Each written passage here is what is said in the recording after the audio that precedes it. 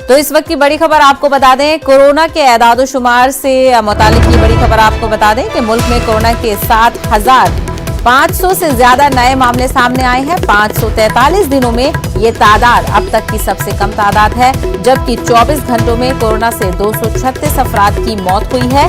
12,200 से ज्यादा मरीज सेहतयाब हुए हैं।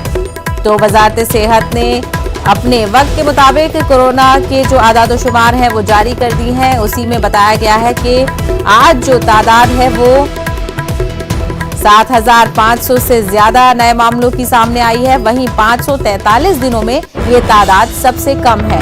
तो कहीं ना कहीं जो फ्लक्चुएशन है कोरोना के मामलों में वो देखा जा रहा है। 7,500 से ज्यादा नए मामले सामने आए हैं।